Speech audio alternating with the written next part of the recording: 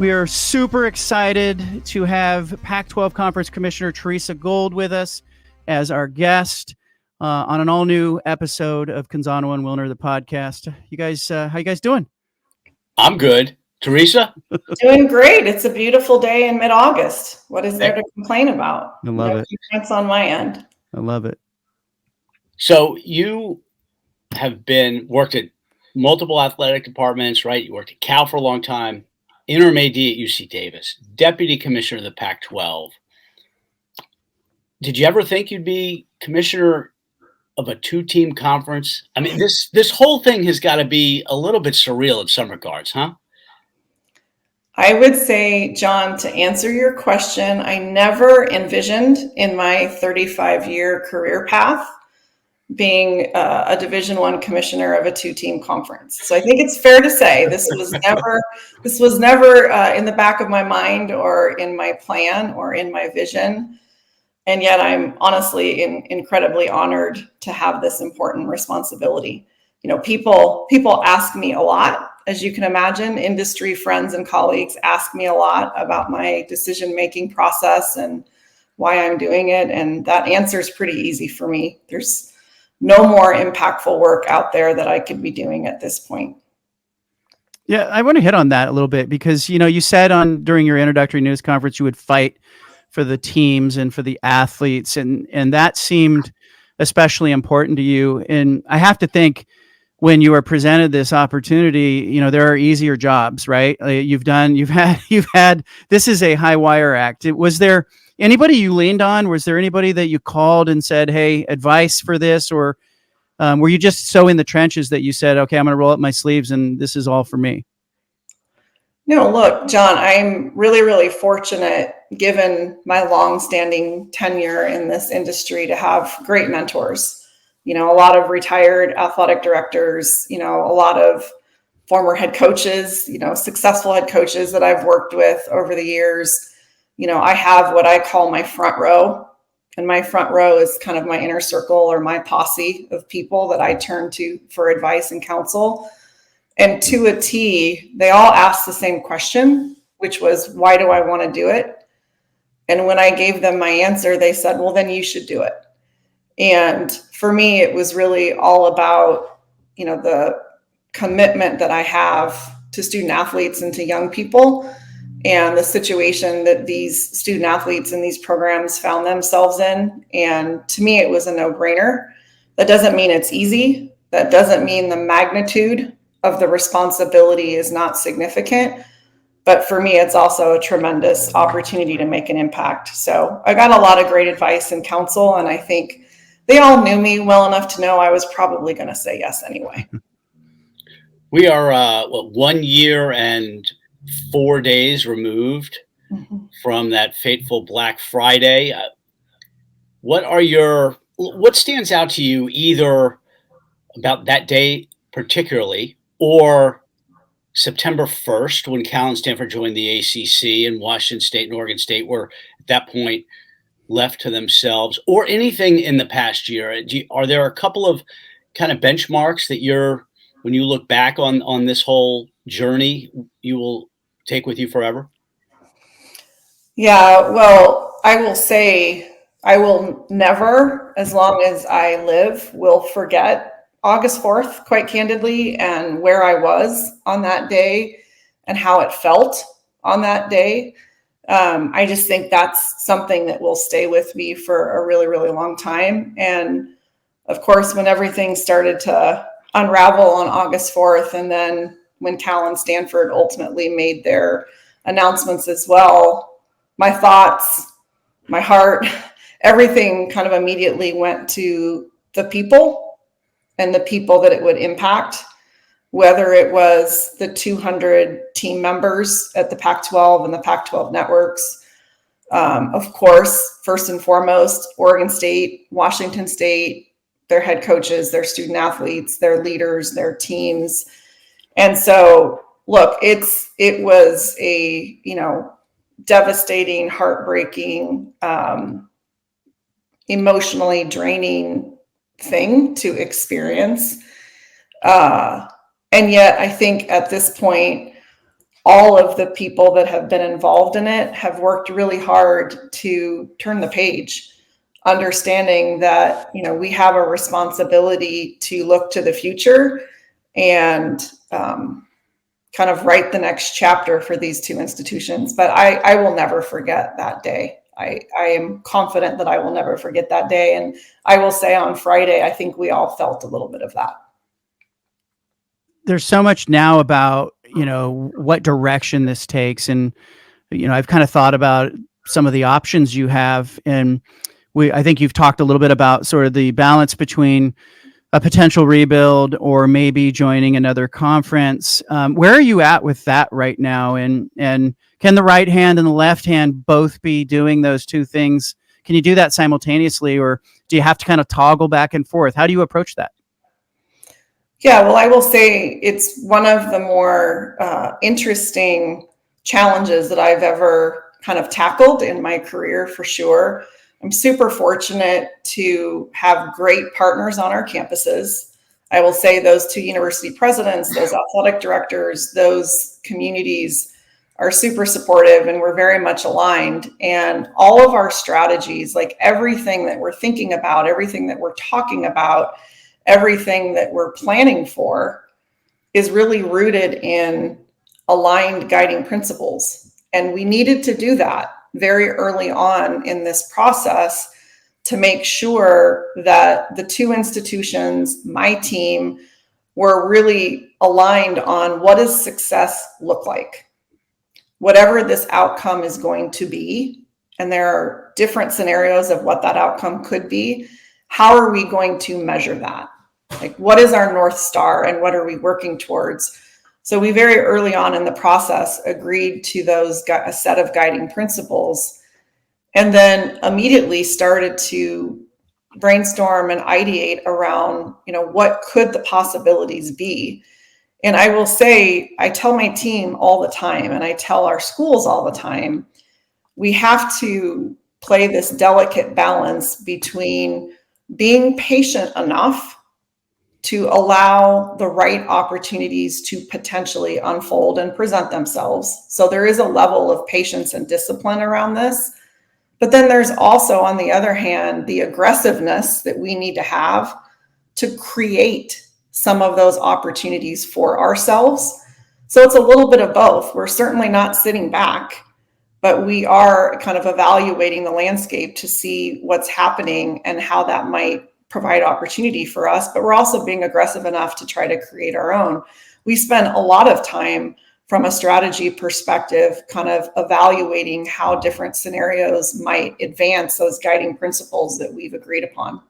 What can you tell us about those guiding principles? Can you provide any specifics? Yeah, I can certainly give you kind of the themes around the guiding principles that we've agreed on and that both institutions have agreed on. Obviously, first and foremost, it's around student athlete development and student athlete holistic development and the student athlete experience. Like, with all the changes happening in our industry, we are still in the business of providing an experience for young people within the context of higher education. So first and foremost, the guiding principle is around the student athlete experience, student athlete holistic development, and what conference affiliation means to that student athlete experience. There's certainly a guiding principle around financial resources, right? You have to have competitive financial resources to support the student athlete experience and to deliver on those commitments to student athletes and to put them in a position to be successful.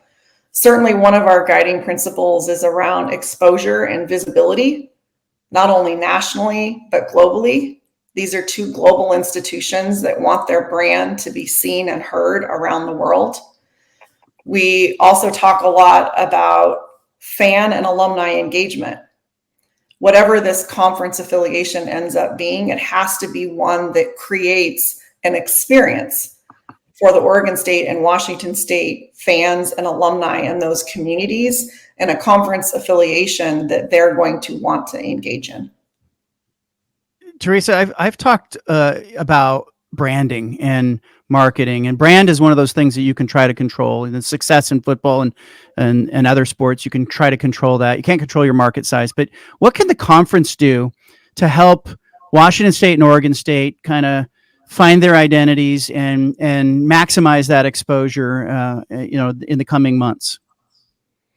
Yeah, and John, like that's so important moving forward, like based on the metrics and what factors impact conference affiliation and some of those conference affiliation decisions, brand and marketing and kind of elevation of these two institutional brands and the competitiveness of their programs is critically important.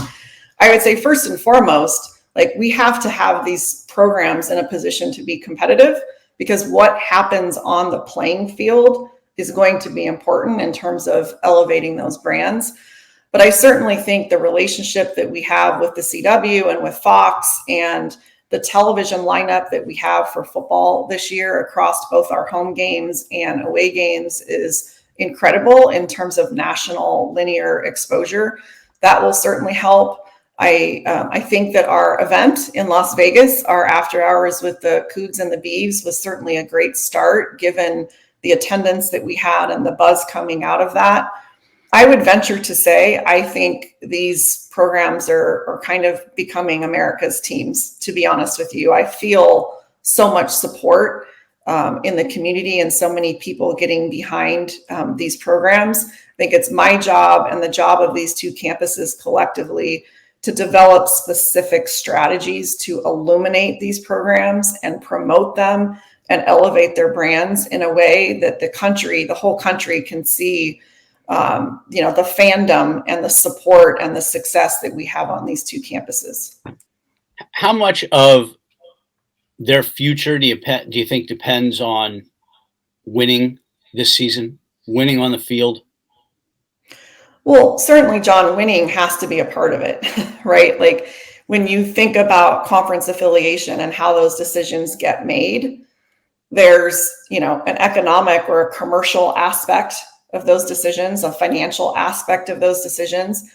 But any conference in the country is looking to elevate their competitiveness, whether it's CFP berths and needing to have, quality competitive programs in their conference to elevate strength of schedule, whether it's, basketball and RPI and net and all of the different metrics and measurements that go into that.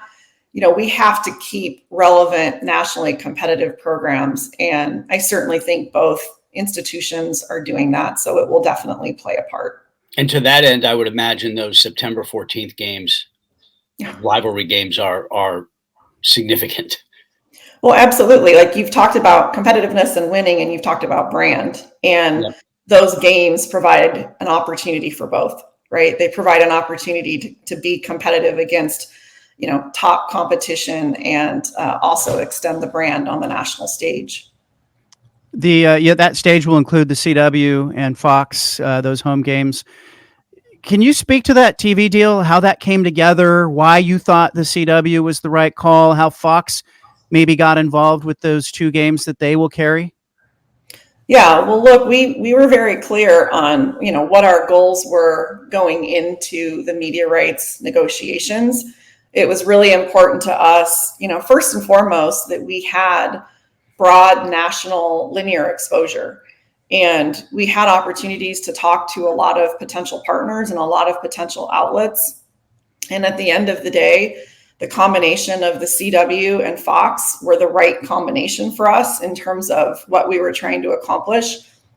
Obviously, we've had a longstanding partnership with Fox for a long time, and we're excited to continue that. But we're also excited about being in on the early stages of the CW developing their vision and their strategy around live sports. And John, I know you had Dennis Miller on, and he's fantastic. And his vision and what they're looking to try to build with the CW is really exciting. And I think, we're at a point where us being part of that in the infancy stages is really exciting and has offered a great opportunity for a lot of brainstorming and ideating around how we can work together to build their platform. And obviously part of that is the opportunity with Pac-12 Enterprises that we have to do the production for these games and host the studio show and do some other things in partnership with them. Is the Pac-12 Enterprises work with CW, you think, going to be almost a staging ground to potentially sell what the enterprises can do to other media outlets in sports and outside of sports? Absolutely, John. I mean, look, we have had incredible interest in that facility and our capabilities, and certainly the hiring of Michael Molinari has helped that tremendously, just given his connections and his reputation and his history nationally with a lot of outlets. But certainly what we're doing with the CW and having an opportunity to televise those 11 broadcasts and having the country see not only the quality of the production, which we know is top notch, but the storytelling that we're able to do, the innovation in terms of, broadcast technology. I think all of that provides, kind of a commercial for Pac-12 Enterprises, if you will, in terms of what we're capable of doing and what we could potentially do, for other outlets. And certainly the studio show, because it's not just the Pac-12 and will include other college football and ACC content, is also another great opportunity to show our capabilities and really the talent that we have within our Pac-12 community. Where do things stand with potentially using Pac-12 Enterprises with the the departed 10 schools, right? I mean, they've got a lot of expenses to develop studios and connectivity with their new conference's digital networks. Is it possible that enterprises will work with any of the 10? Yeah, John, I would say that, look, our client contracts, any of our client contracts are all confidential for any of our outside customers that have agreed to hire us to produce live events for them. But certainly our departing schools are, great candidates for us to have conversations with in terms of those possibilities and opportunities. Dennis Miller talked a little bit about Sunday being a window that, they don't have any sports programming on Sunday. They're building out what he called a flywheel with LIV golf and wrestling and ACC and Pac-12 games. And, is there a potential there to see some Pac-12 programming on Sundays, or are all things on the table? Sort of, how do you approach that? Look, I think that part of our mindset that we have right now, given the circumstances that we're in, not only do I think we need to be, bold and aggressive and open-minded, but part of that is, I think we're in a situation right now where we can take some risks and do some things differently. And I will say these two institutions, because of the loyal fan bases that they have and how well they fill the stands and the passionate communities that they live in, I think that, looking at alternative days of the week for broadcast windows and live events is definitely something that we're open to and willing to talk about. Is there a way for Washington State and Oregon State fans to define success with the CW this year? I mean, is it all about the ratings, or is there something else that you think will help them get a feel for whether this has worked or not? Look, when I think about, when we look back at the end of the 2024 season and we evaluate, the relationship and how it went, a few things come to mind for me. Obviously, you mentioned viewership, that's a given, right? We have to, given our future aspirations, we have to have strong viewership. We have to have Cougs and Beavs and college football fans all over the world tune in to watch these two incredible teams compete. So the viewership metrics are going to be important, but they're not the only metric. We talked a lot about brand, and I do believe, given the support that we have that's out there and this idea of America's teams, it's important that we put our best foot forward, right? That the games look good and feel good, and we have incredible talent and a lot of familiar faces that will be calling these games. So from a brand perspective, it will be important too that they're high quality broadcasts that tell the stories appropriately of our student athletes and these programs. But also we hope it creates some buzz. I don't know how you measure buzz, but we want there to be buzz around these programs and around these games on the CW. And I know the CW is partnering with us to create that buzz as well. The streaming element, I've reported that there will be no streaming on the CW platforms. I used that locator to, with my own zip code, and found that there were like 13 different ways that I could get the CW. So it's pretty accessible. But why no streaming? Or is it because they're trying to drive people to their live broadcast, or what's the strategy there? Yeah, I do think it's part of the CW strategy with them being kind of in the infancy stages of their college football vision and their college football strategy. I mean, obviously, John, because you've reported it, the games will be available the next day via their streaming app. But I do think the goal is to really drive people to watch the games live, at least at this point in the development of the CW's college football strategy. If I could turn this towards the money for a minute, if you don't mind.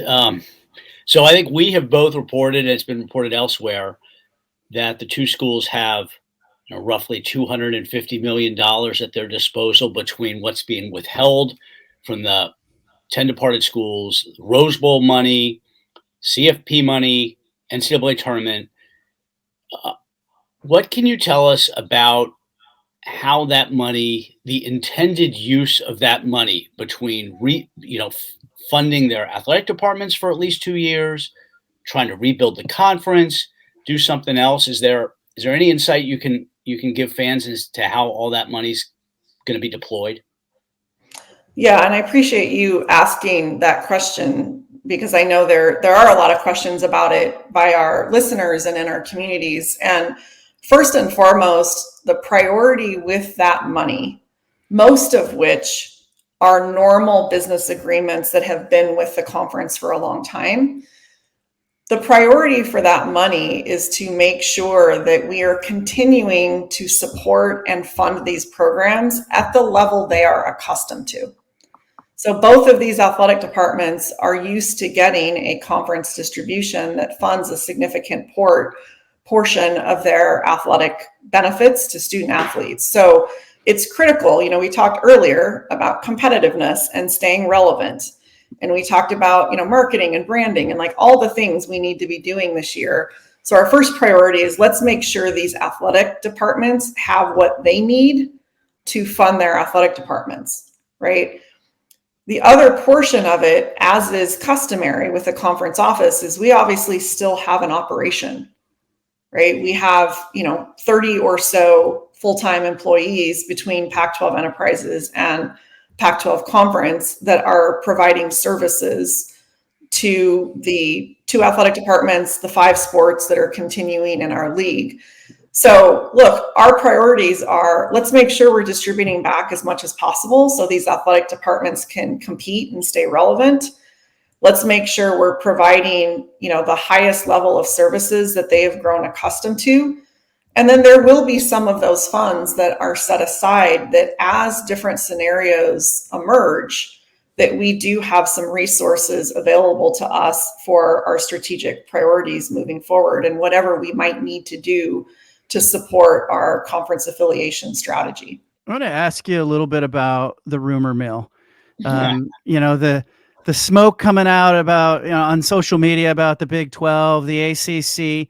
How does that affect you on a day-to-day basis? And does it? Or does it register, or do you have to find yourself having to answer questions or stop what you're doing to kind of deal with the rumor mill? Or is that just, is it part of realignment, in 2024?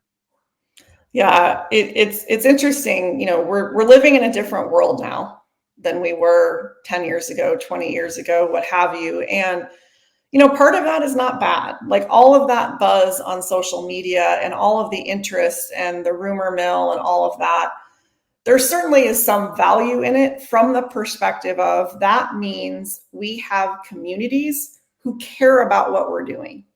And I wouldn't want that any other way. Like we want to have passionate fans across all of college sports that care about what we're doing. So from that perspective, it's good. Like, look, the rumors are challenging when they're not accurate, right? When there's misinformation out there and it, at times becomes difficult to manage, relationships and to manage expectations and anxiety and all of these other things when there's a lot of misinformation out there. But it's part of the world that we're living in right now. And the good news is I have, really strong communication with our membership and really strong communication with our team. And they are kept, well briefed on what's going on and what's not going on.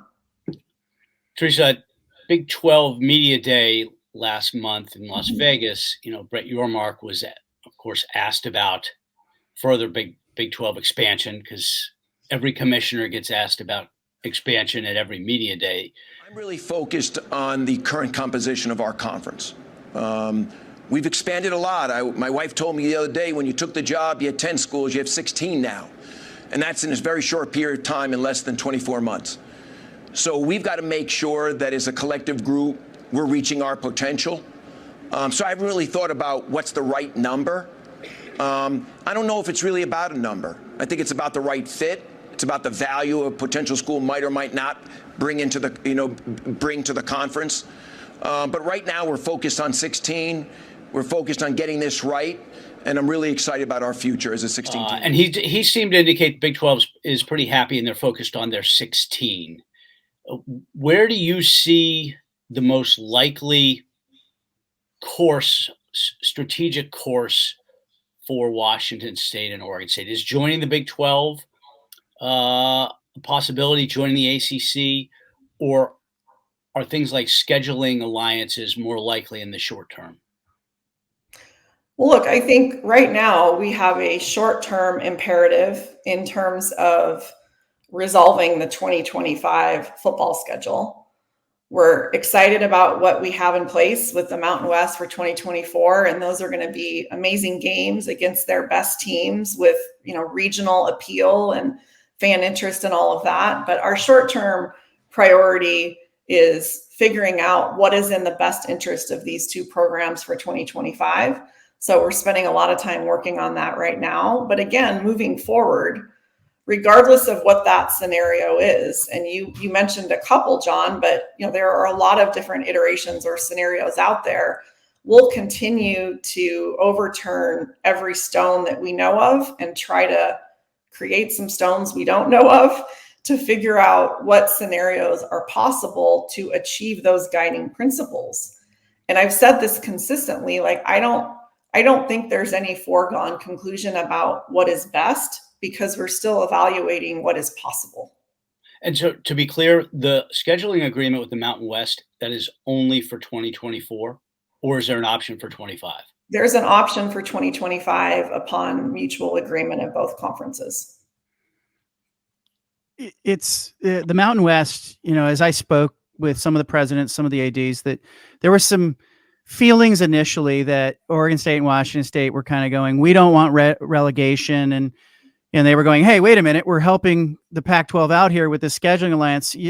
It seems that the tone has shifted a little bit more towards being collegial and appreciating that partnership. And I think you had a comment, I'm not going to quote you here, but you had a comment that sort of said, hey, we don't really know if they would even want us. And that caused some angst with Oregon State or Washington State fans who were like, well, wait a minute, are we not even good enough for the Mountain West? What was your goal there in kind of going public? Was that just a collegial remark that you were trying to give respect or deference to the Mountain West, or what were you thinking there?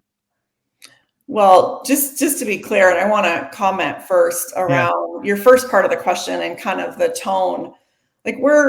We are thrilled to have this scheduling agreement with the Mountain West, and it's really important to our student athletes. I mean, you heard their comments in Las Vegas and how excited they are to be playing these quality teams and to have that regional competition. So we obviously want to be good colleagues and want to be collegial in terms of the partnership that we have with them and the ongoing discussions that we have with them.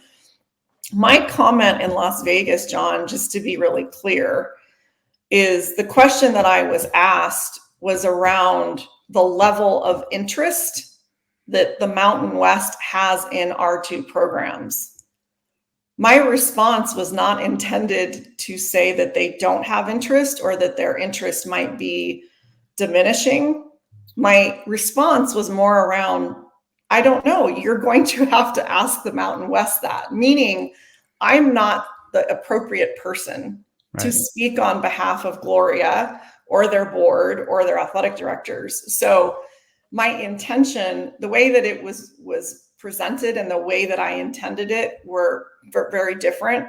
It wasn't at all to suggest they weren't interested. It was to suggest that that question was more appropriate for people in the Mountain West, not me as the commissioner of the Pac-12. Hey, you and Gloria go back a ways, don't you?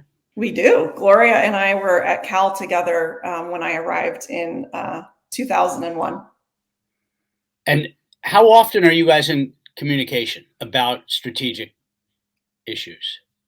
Well, look, I'm kind of connected at the hip with all the Division I commissioners all the time, to be honest with you. I mean, whether it's the work that I've done with the 4 autonomy commissioners around, the House settlement as co-defendants, whether it's the work we do as a CFP. I mean, Gloria and I obviously both sit on the CFP management committee, so we're very connected on that. All of the Division I commissioners meet regularly and have a lot of dialogue. So we're constantly talking about national issues. And then, of course, as partners, like we have a partnership around 2024 scheduling. And so that and conversations beyond that are happening somewhat regularly. Let's talk about the CFP. I mean, I can remember in March at the Pac-12 tournament in Vegas, there was that weekend where everyone thought, oh gosh, the Pac-12 is only going to get $300,000 in the future distributions. And then, it was a few days later that, you negotiated a much more favorable deal. How was that weekend for you? Can you kind of take us through that 72-hour period? Well, I think, John, correct me if I'm wrong. Like, was that like my first week on the job or Yes. week on the job? Something like that. Yeah. So I got a pretty quick glimpse around, what I was up against in terms of advocating for my membership. But no, look, it was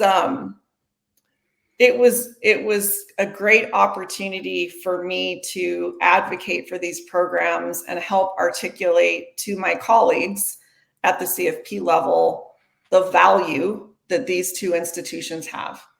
And we talk a lot about competitiveness and brand and viewership and commercial value and all of those things. And it was clear that these institutions deserved to be treated as such based on all of those different factors that we had been discussing. And I'm glad that it ended up the way that it did and that they were treated fairly based on their competitiveness and their fan support and all of the other things that are important.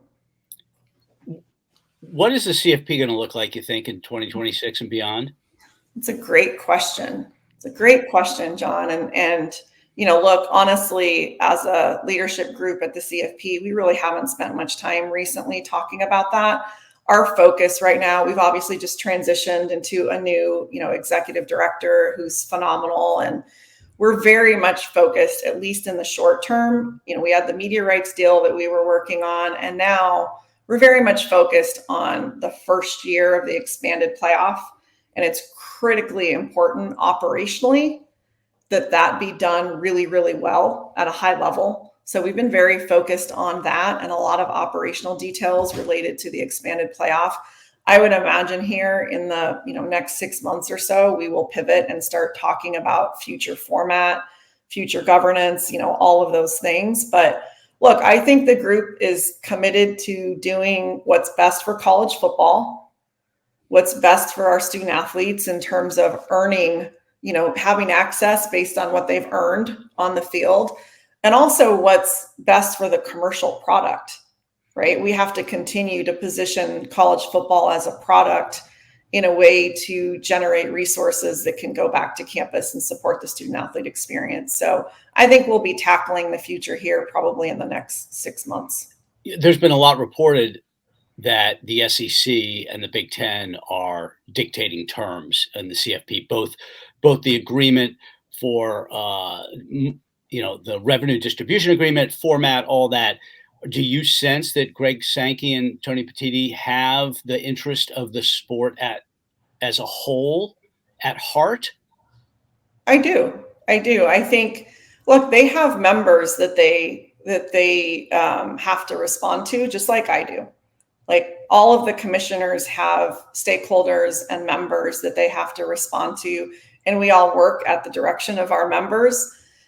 I think Greg and Tony absolutely have what's in the best interest of college football and the product at heart, while also having to balance the perspectives and direction that they're getting from their membership. And I think they do a good job of balancing those two things. The future of college athletics, I mean, take a guess, throw a dart, right? But give us an idea of what you think is healthy. It felt like when there was a Power Five, there was some checks and balances, that the ecosystem wasn't so lopsided. But what do you think is healthy for the future?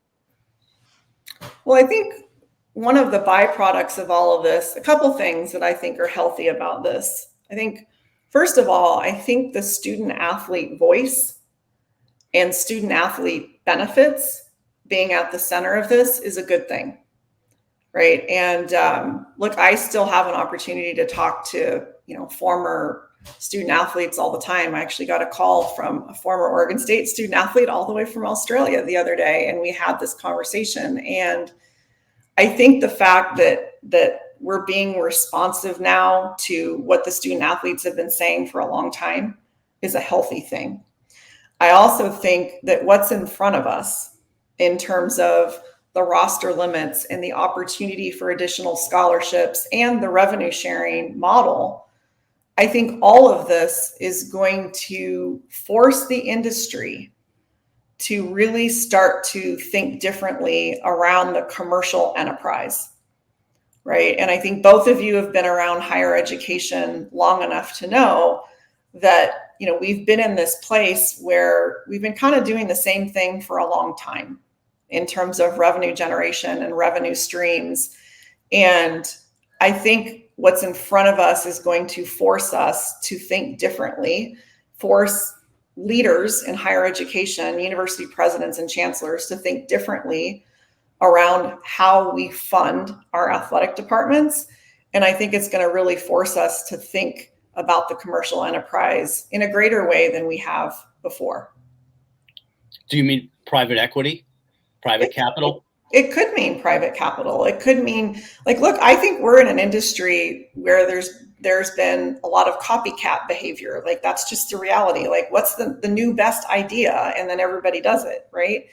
And I think at some point we have to get out of that thinking and be open-minded to different ways of supporting student athletes and funding our athletic departments. Private equity is certainly one example that's been out there in the media a lot, but there are lots of other things that I think leaders in our business are going to have to look at.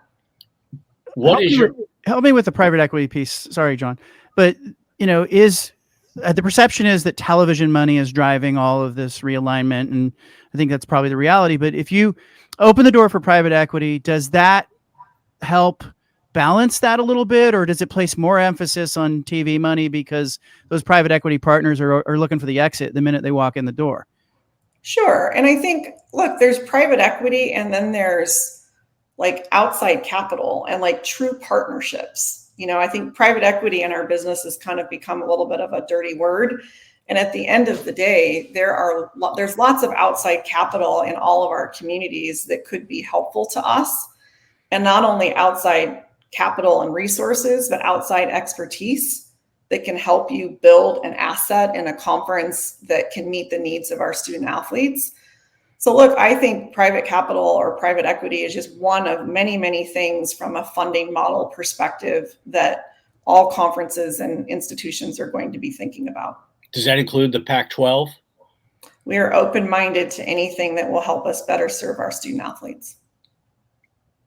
I wanted to get back to the future of college athletics real quick in terms of the House settlement. What is your best guess on the role Title IX will ultimately, as probably as dictated by the courts, right?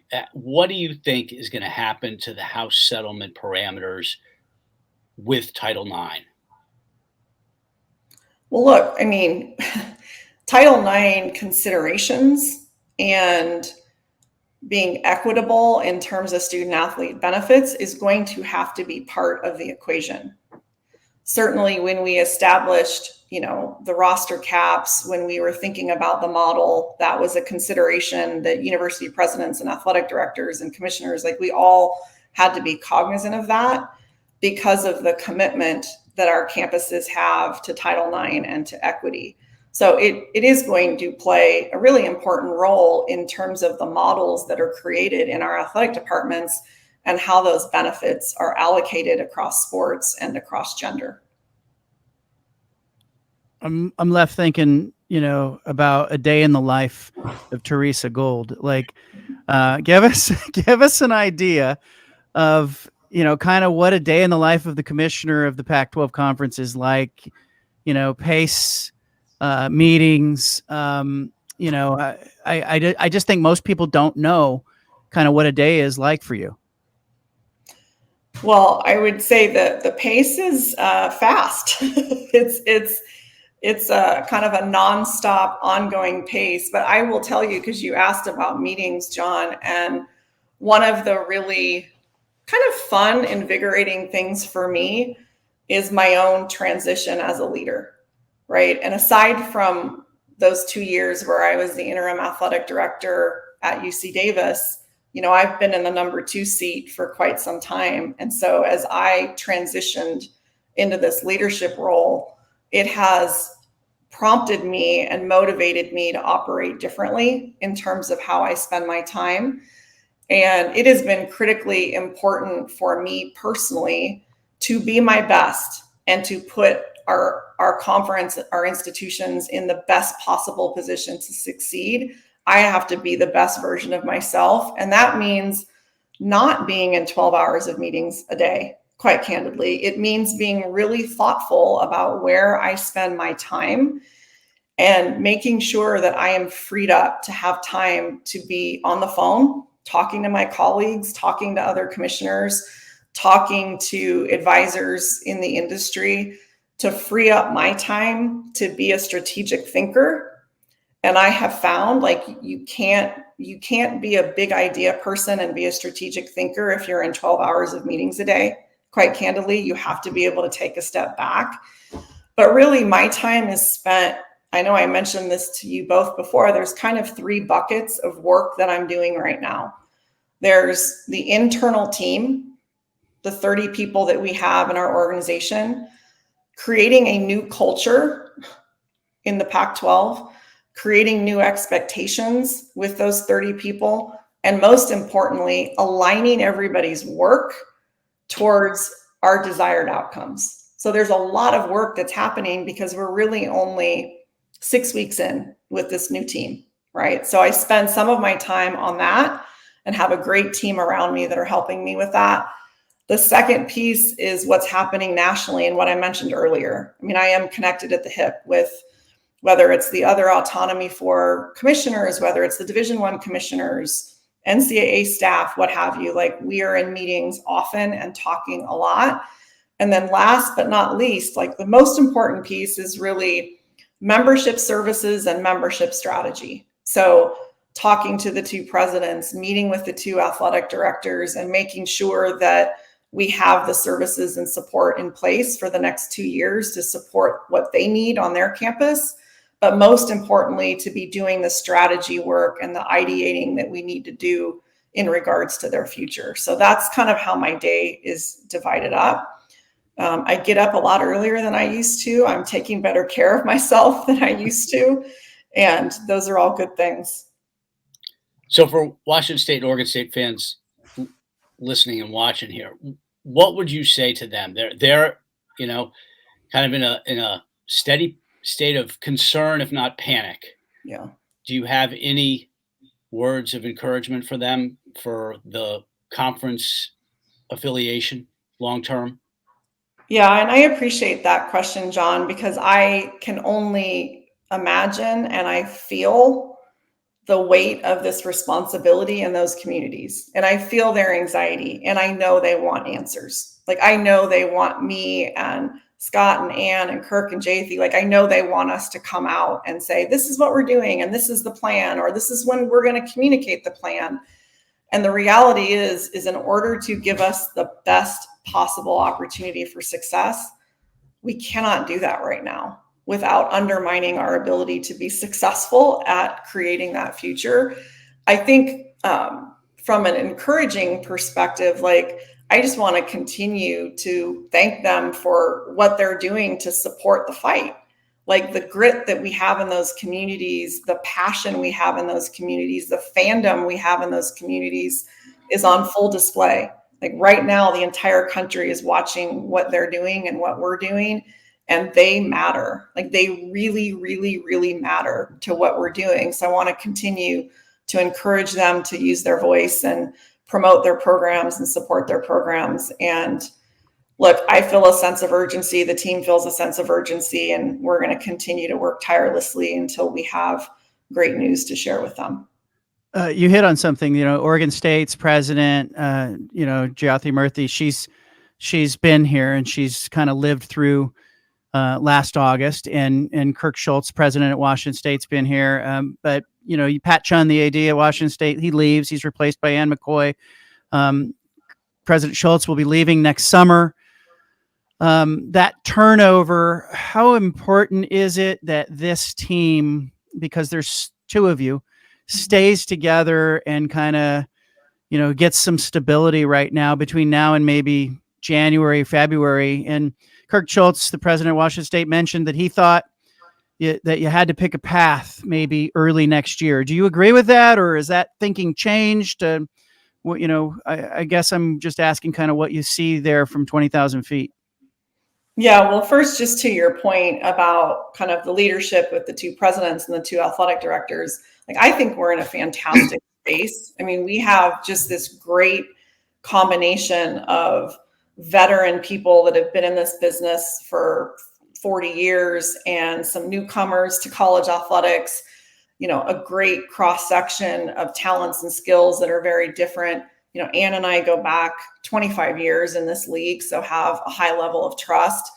So I think we have the right people in place. And as I've mentioned before, are very, very aligned and very tight and are in constant communication. I think in terms of timelines, and I appreciate what Kirk said, because I think we all feel this sense of urgency. And in fairness to our coaches who are out recruiting and student athletes that are trying to make decisions about their own future, there is a sense of urgency. And, I can't imagine us dragging this out to the point where it undermines our ability for those programs to be relevant. But that being said, we don't have an internal timeline. We don't have an unwritten timeline. And it goes back to what I said earlier, where we have to have this balance between patience to see what unfolds, to make sure we don't, jump too quickly, but also being aggressive enough to create our own opportunities. So there is no specific timeline that we've all agreed to, but I think we all understand that we have to make progress expeditiously in support of our coaches and programs. Teresa, before we let you go, we ask all of our guests to share a key piece of advice, personal advice, professional advice that you have received over the years that you kind of take with you always. Gosh, there's so many, John. I've been doing this a long time. Look, one of the things that I have been thinking a lot about lately is somebody once said to me, don't ever forget, growth and comfort cannot coexist. Right? Growth and comfort cannot coexist.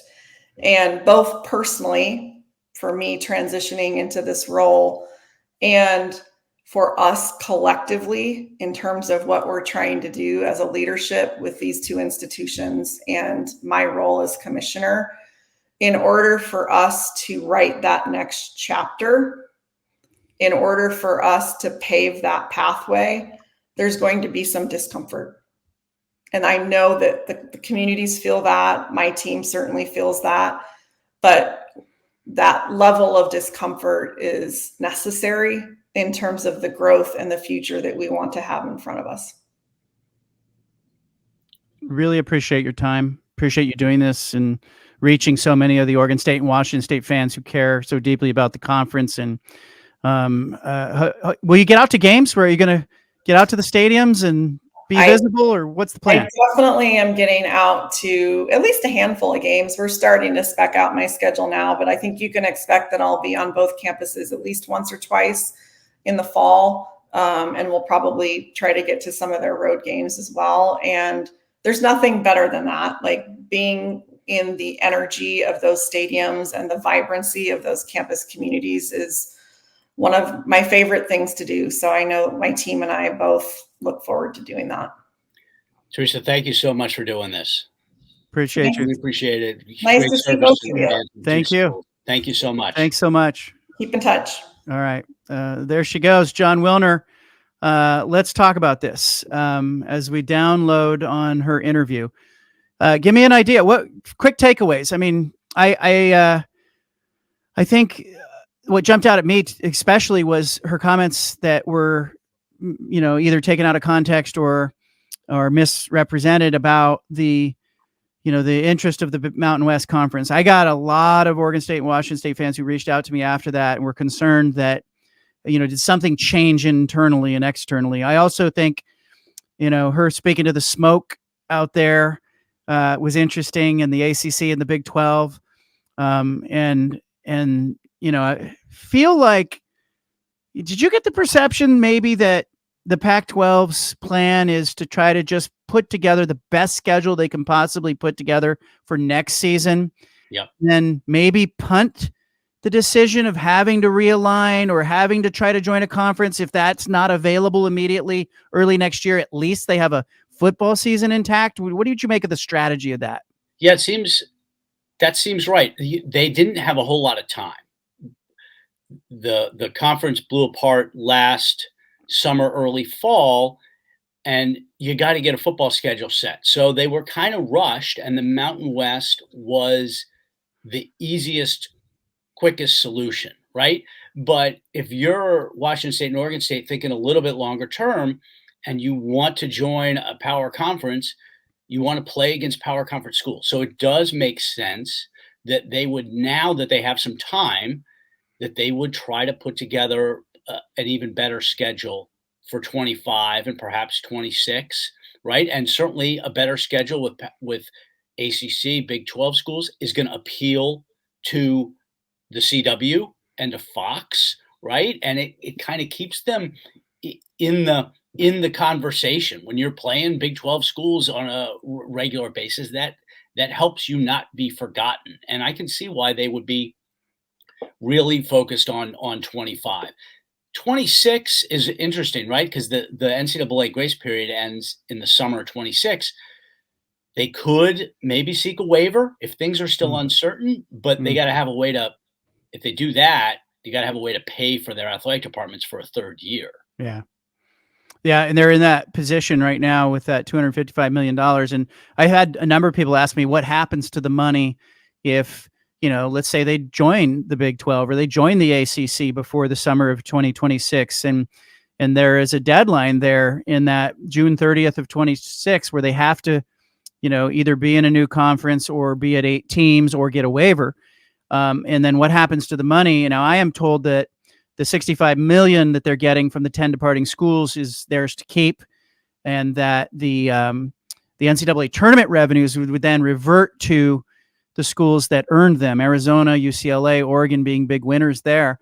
But beyond that, any money left in the bank account would be split 12 ways if they dissolve the conference. And I just don't see that being a thing, the dissolving the conference being a thing. And I also think that, like, for people who are talking about the Big 12 or the ACC, like, you tell me, feels like to me that there is a bigger opportunity because there's so much chaos in the ACC that maybe that is the bigger opportunity potentially for the Pac-12. At the ACC, if it lost Florida State and Clemson, would knock on Oregon State's door, would knock on Washington State's door, might look at San Diego State to try to replace some of that divot. I think that that's more likely than the Big 12 for sure. Washington State and Oregon State, they need chaos.